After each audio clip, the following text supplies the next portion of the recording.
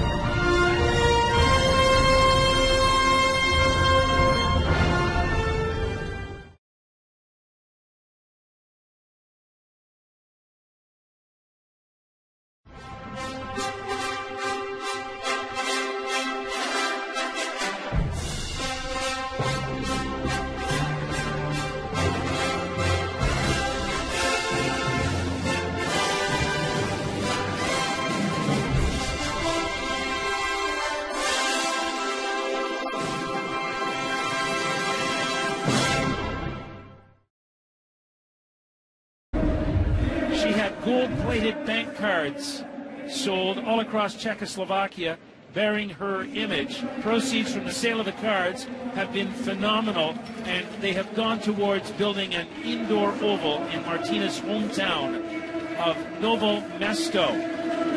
She is an absolute superstar in the Czech Republic.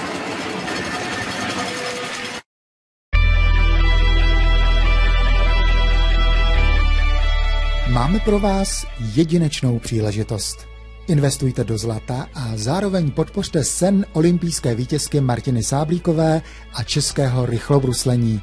Výstavbu první zastřešené haly na českém území, a to v Novém Městě na Moravě.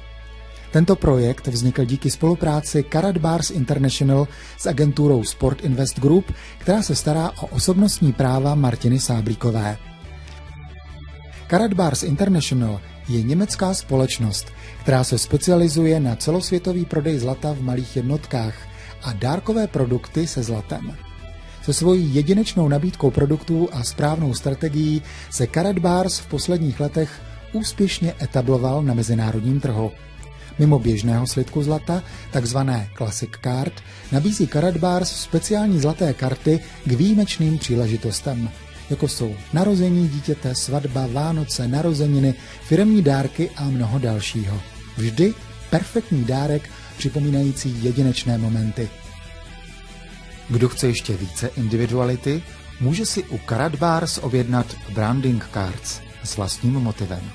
A protože u Karatbars vždy v popředí jsou lidé, jsme patřičně hrdí na to prezentovat kartu z této oblasti. A sice výjimečný exemplář právě s Martinou Sáblíkovou, která se nově objevila na pamětních kartách Karatbars.